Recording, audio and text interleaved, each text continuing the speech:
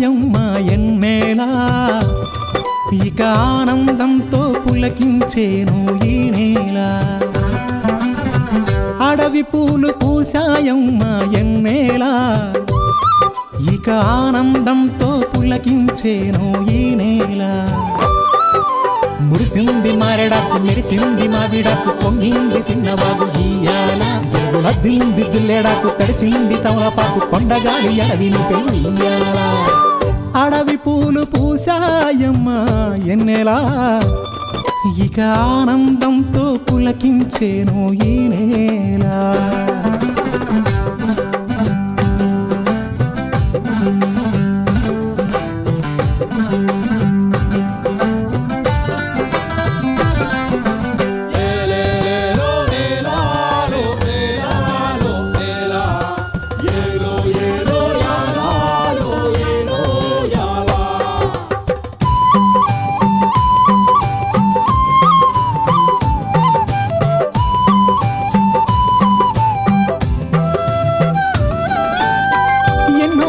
సిన్నాసలున్నాయి ఎన్నో ఊసులు పంచుకున్నాయి కలిసే తోడుగా బతికేలా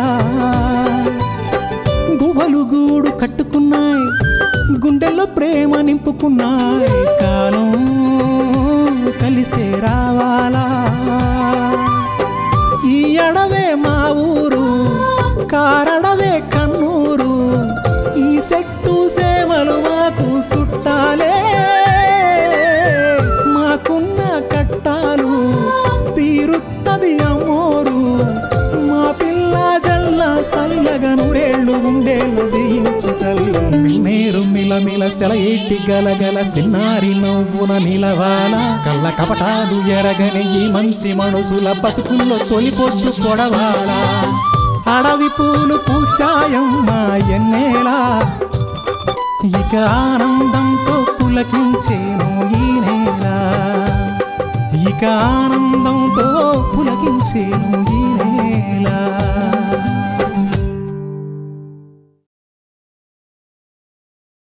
మరి నువ్వు పశువి కాబట్టి చెప్పింది ఎనవు కాబట్టి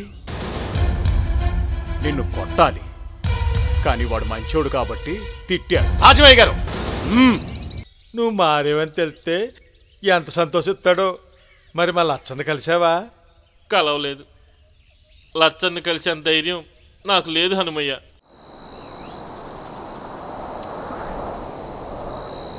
నీకేమవుతాయ్యా అందరూ ఉంటారు కానీ ఏమీ జరగకపోవడానికి కాలం జరగక మానదు కదా దాని పని దాందే మన పని మాందే బండ ఎండుటాకులు రాలిపోతాయి మళ్ళా కొమ్మ సిగిరిస్తుంది నీకు లచ్చన్నకు పుట్టే పిల్లల రూపాల్లో నేనెప్పుడూ ఉంటాను నా వంశవృక్షం విస్తరించేలా చూసుకోవాల్సిన బాధ్యత కూడా నాదే కదా ఏటంతావురా ఎవరికో ఇచ్చిన మాట కోసం ఒక అనాథను నీ కొడుకుగా పెంచావు నీ కన్న బిడ్డనైన నన్ను అడవిలో దొరికిన బిడ్డగా అనాథను సేరదీసినట్టుగా అందరినీ నమ్మించి పెంచి పెద్ద చేసిన మహనీయుడివి నువ్వు లచ్చన్న కూడా నీ వంశవృక్షమే అయినంత గొప్ప మనసున్న మహానుభావుడి నువ్వు లేకుండా మేమంతా అనాథం అయిపోతామన్న బాధ లేదు నీకు లేదయ్యా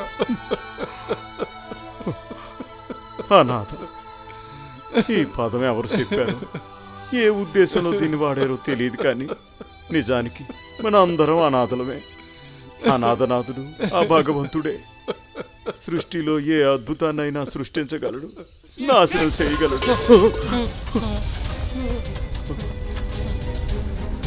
ఏంటయ్యా ఉత్పాతం అడ్డుకట్ట దగ్గరికి ఎవరో దురాస్పరులు చేరారన్నమాట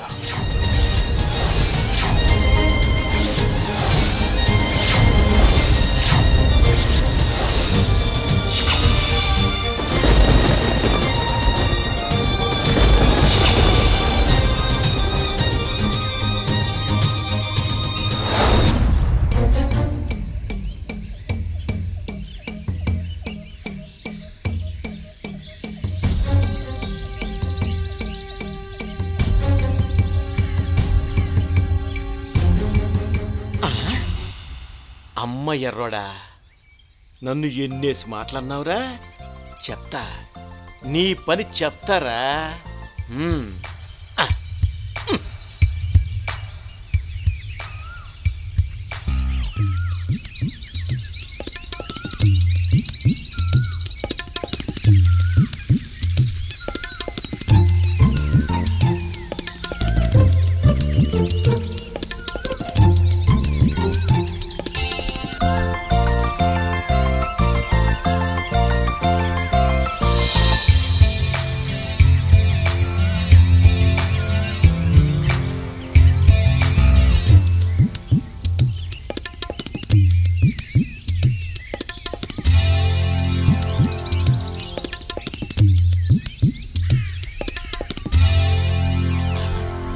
కొంపదీసి వీడు గాని నన్ను చూశాడా?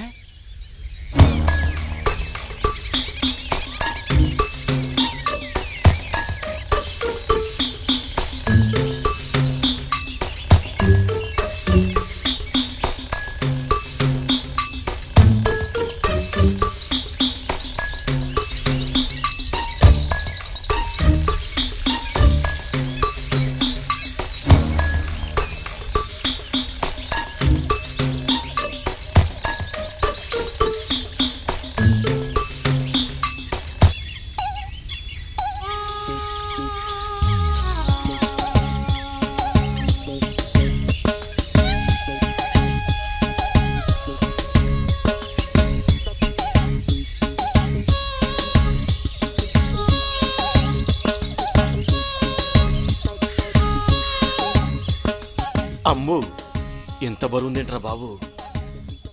చిన్న పావునైనా పెద్ద కర్రతో కొట్టమన్నారు పెద్దలు. ఇప్పుడు నేను అదే చేస్తా.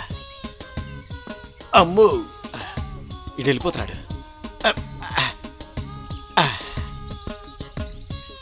ఈడి పని ఇలా కాదు, మరో రకంగా చెప్తా, చూస్తా.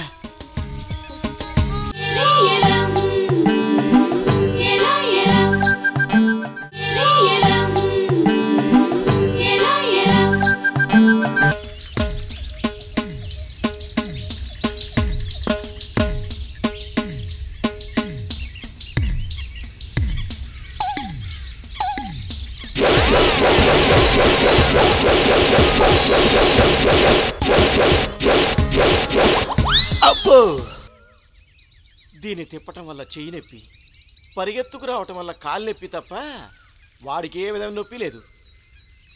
అసలు నా దగ్గర ఉన్నప్పుడు కూడా నన్ను ఎవరైనా వెనక నుంచి కొడతారేమో అని చెప్పి ఒక్కసారి కూడా వెనక్కి తిరిగి చూడలేదు.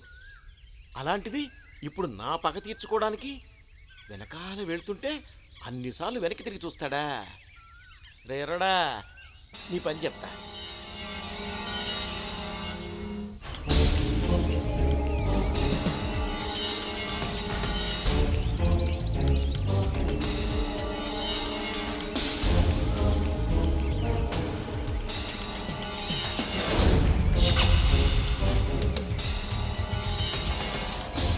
అబ్బు,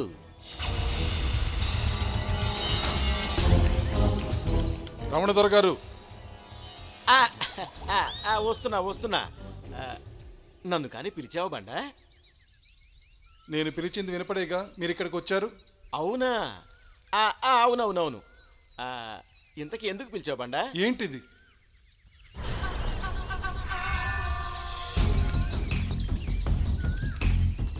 ఇదే రాయి. ఇదిగో, ఇది అడగడానికి పిలిచావా? నేను ఇంకేదో అనుకున్నానులే. వస్తాను రా బండా, నీకు కూడా రా ఎర్రోడా. ఆగండి, మీరెలాగో మారు. అలాంటిది మారిన ఎర్రోడిని మాత్రం ఎందుకు చంపాలనుకుంటున్నారో అర్థం కావడం లేదు.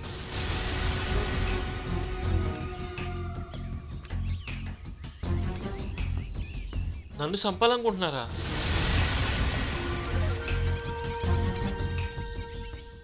చూసావా, నువ్వు తన్ని చంపడానికి ఈ రాయి విసావన్న సంగతి తెలియని అమాయకత్వం. అది నేనేం చంపడానికి విసరలేదు, చేతిలోంచి జారి దొర్లుకుంటూ అలా అలా వెళ్ళిపోయింది. ఛీ, అలా చెప్పడానికి మీకు సిగ్గుగా లేదు? అబద్ధం చెప్పడానికి సిగ్గెందుకు? ఛీ, మీతో ఉండి మీ బుద్ధి తెలిసి కూడా మీరు ఇలా చేశారంటే నమ్మలేకపోతున్నాను. ఇకనైనా జాగ్రత్తగా ఉండేరోడా. నీకు ఇతని వల్ల ముప్పు ఉంది, నువ్వే చూసావుగా. జాగ్రత్త.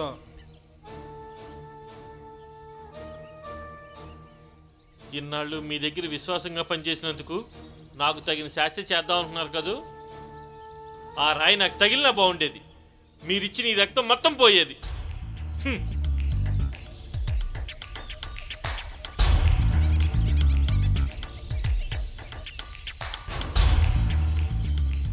నిన్నిలా కాదురా, రేపు ఇంకో రాయి తీసుకొని బాగా ప్రాక్టీస్ చేసి అప్పుడు విసురుతారా.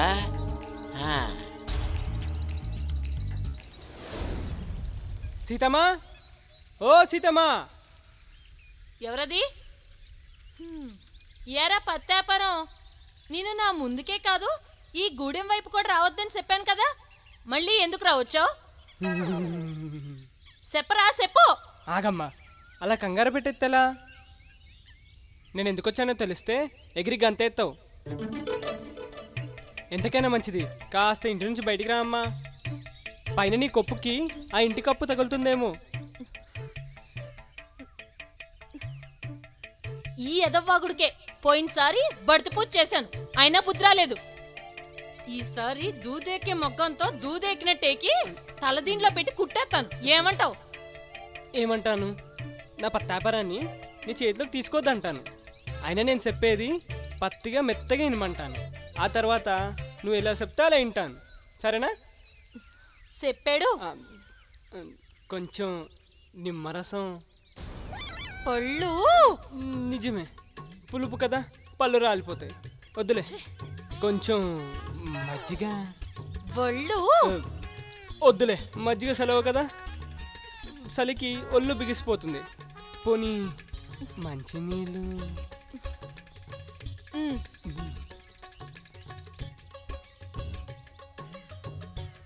ఇదిగో తగలడు.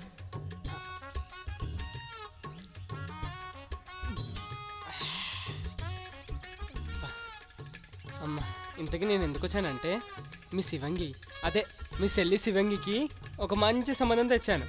అది చెప్పిపోదామనే వచ్చాను. ఓహో, ఏంటా సంబంధం? అబ్బాయిది మా గూడమే. అబ్బాయి కుంకుడుకాయ కొట్టే గుండ్రాయిలా నున్నగా గుండ్రంగా ఉంటాడు. ఇక ఎంత ఎండల నుంచి వచ్చినా రంగు మాత్రం మారనంతటి రంగు. అంటే నల్ల కుండ పెంకులా ఉంటాడనమాట. అంతేగా మరి. ఇక అబ్బాయి కళ్ళు రెండు ఎప్పుడు అమ్మాయి వైపే ఉంటాయి. అంటే అంత ప్రేమగా చూసుకుంటాడు అన్నమాట. ఇక ముక్కు దోసకాయకి అదేంది, పనసకాయకి. సరిగ్గా చెప్పావు, దోసకాయకి పనసకాయకి మధ్యలో ఉంటుంది. ఇక జుట్టు ముళ్ళ పందిలా ఉంటుందన్నమాట. అవును, నీకెలా తెలుసు? కొంపదీసి ఆ అబ్బాయి గారు నువ్వు చూసావేటి?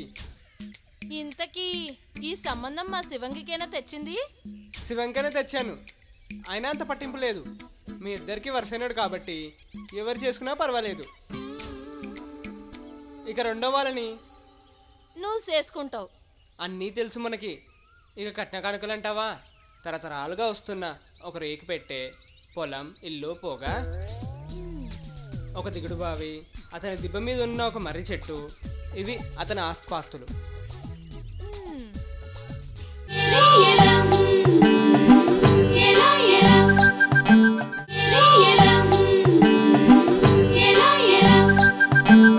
అంతకంటే మనకి ఇంకేం కావాలి చెప్పు?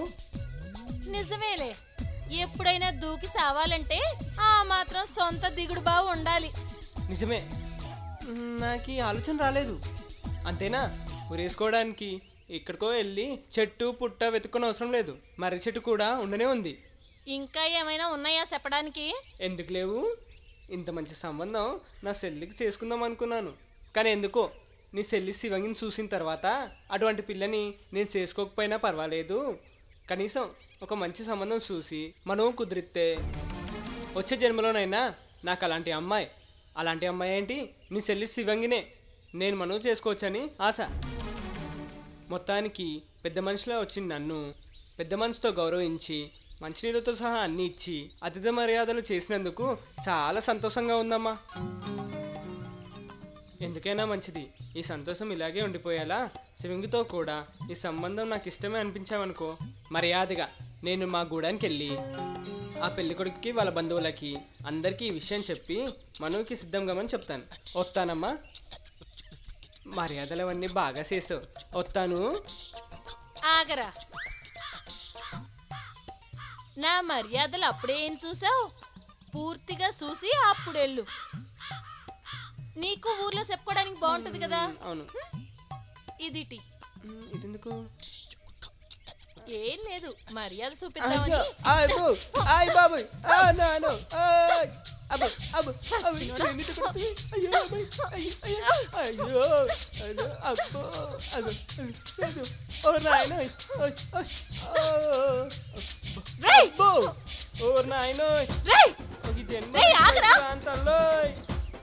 నీకు నా చెల్లెలు శివంగే కావాలంటా? పత్తాపురం చేసుకుంటా కొంచెం పత్తాపురం. పత్తేదవా. అయ్య బాబాయ్, గూడె వద్దు, ఈ గూడెలో అమ్మాయిలు వద్దు. ఇలా జోలికి ఎప్పుడు రానరా బాబాయ్. నా పత్తాపురం పగిలిపోయేటట్టుంది. అయ్య బాబాయ్, అన్మయ్య బాబాయ్. ఇంకొకసారి కనుక ఈ ఇరుపచ్చాల్లో కనిపించావనుకో, ఇక రాను తల్లోయ్. ఎరక్కొడతాను.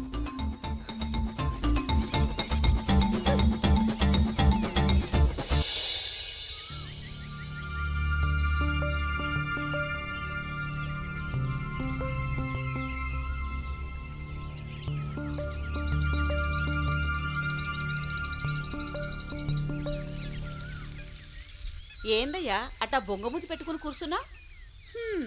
వంట ఆలస్యమైందనా? కాదే, నువ్వు ఏం మాట్లాడకుండా పని చేసుకుంటున్నావని అలిగాను. బానే ఉందయ్యా. పొద్దుతమాను ఊసులాడుకుంటూ నీతో కూర్చుంటే ఈ పని పాట ఎవరు చేస్తారంట? అయినా నెపం నా మీద లేకుండా నువ్వే ఏదైనా చెప్పొచ్చు కదా. నేను ఇంటూ పని చేసుకుంటాను. అట్ట బొంగమూతి పెట్టకపోతే. ఇదిగో, అట్ట బొంగమూతి అనమాకో. అసలు బొంగమూతని ఎవరినన్నారో తెలుసా? ఎవరినన్నారు? అట్ట అడిగావు, బాగుంది, చెప్తా ఈను. చిన్నప్పుడు ఆంజనేయులు తల్లి మీద అలిగినప్పుడు నోటుతో గాలి బిగించి బుగ్గలు పెద్దవిగా చేసి కూర్చునేవాడట. అప్పుడు ఆయన గారి తల్లి అంజనాదేవి నవ్వుకొని బొంగమూతి అని ఏడిపించేదట. అప్పుడు ఆ ఆంజనేయుడు కూడా నవ్వేసేవాడట. అవును, ఆ హనుమయ్యకి ఒళ్ళంతా సింధూరం రాస్తారు. ఎందుకు? మన ఊళ్ళో అయ్యోరు. మరి ఆయన్నే అడగలేకపోనావా? అడిగాను. ఏమో తెలియదు సత్తమ్మా. అన్ని గూళ్ళలా అట్టగే రాస్తారు, అందుకని నేను కూడా రాస్తున్నాను. అయినా ఒకసారి రాజమయ్యని అడగాలి అన్నాడు. వాడికి జ్ఞానము భక్తి రెండూ లేవు. ఏదో పొద్దున్న సాయంత్రం గుడి శుభ్రం చేసి దీపాలు పెడితే మన గూడిపోళ్ళు చుట్టుపక్కల గూడిపోళ్ళు కొలిసే ధాన్యం కోసం ఒక వృత్తిగా చేసుకున్నాడే తప్ప ఆ తోకరాయుడి అవతార విశేషం తెలుసుకుందామని లేదు. నిజమేలే. ఇంతకీ సింధూరం ఎందుకు రాస్తారో చెప్పవా? ఒకరోజు సీతాదేవి అలంకరించుకుంటూ ఉంటే హనుమయ్య ఆనందంగా ఆ పక్కనే నిల్చొని ఆమెను భక్తిపూర్వకంగా చూస్తూ ఉంటాడు.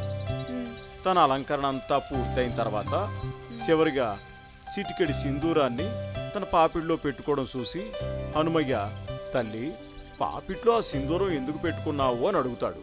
అప్పుడు ఆ మహాసాధ్వి, హనుమ, ఈ సింధూరం అంటే శ్రీరాముడికి ఎంతో ఇష్టం, అందుకే నేను పాపిడి ధరిస్తే ఆయన నన్ను ఎంతో ప్రేమగా చూస్తాడు అని చెప్తుంది. తరువాత శ్రీరాముడు అందరితోనూ సంభాషిస్తుండగా ఒళ్ళంతా గంధ సింధూరం పూసుకొని హనుమయ్య భక్తిగా గంతులేస్తూ భజన చేస్తూ అక్కడికి రావడం చూసి అందరూ నవ్వారంట. రాముడు, హనుమ, ఒళ్ళంతా ఈ సింధూరం ఏమిటి అని అడగ్గా ఆంజనేయుడు, స్వామి, పాపిట చిటికెడి సింధూరం పెట్టుకున్న సీతమ్మనే అంత ప్రేమగా చూసినప్పుడు ఒళ్ళంతా సింధూరం రాసుకున్న నన్ను నా రాముడు ఇంకెంత ప్రేమగా చూస్తాడో కదా అన్నాడంట. మొత్తానికి హనుమయ్య గొప్పోడే.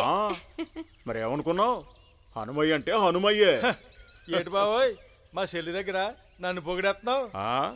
పొగిడేంత మంచి పని నువ్వేడి చేసినావు బావా. బంగారు లాంటి మా చెల్లిని పాసన లాంటి నీకు ఇచ్చి పెళ్లి చేశాను. అంతకంటే ఇంకేం చెయ్యాలా? ఏ చెల్లెమ్మా? నిజమే అన్నయ్య, బాగా చెప్పావు. సరిపోయింది. ఒకరికి ఇంకొకరు తోడయ్యారన్నమాట. ఆ? మా కోడలు కమలి రాలేదా అన్నయ్య? రాలేదమ్మా. పక్క గూడెంలో దాని స్నేహితురాలికి మనువు జరుగుతుంది, అక్కడికి వెళ్ళింది. ఇప్పుడు అప్పుడే రాదమ్మా. హనుమయ్య, నీ బంగారం లాంటి చెల్లిని నాకు ఇచ్చావు కదా, అదే పాషాణం లాంటి నాకు. దానికి ప్రాయశ్చిత్తంగా నా బంగారం లాంటి లచ్చనని నీ మొండి జగమొండి కూతురు కమిలికిచ్చి మనువు చేసేస్తాను. సరేనా? సెల్లుకు సెల్లు. ఏటంతావు? అమ్మ బావా, నువ్వేం తక్కువడు కాదు. కింద పడ్డా నీదే పైసా అంట. మరెట్టా పడుతున్నాను అనుకుంటున్నావు ఈయన గారితో? ఉండన్నా, భోంచేసేదు గాని. అలాగేనమ్మా, కొంచెం బలంగానే పెట్టు. ఈ మధ్య నీ చేతి వంట తినలేదు కదా. అట్టాగే. బావా, ఆ అడ్డగట్ట దగ్గరికి ఆ త్రిలోచన మనుషులు వెళ్ళారట. అందులో ఎంతమంది తిరిగి వస్తారో ఏమో తెలీదు.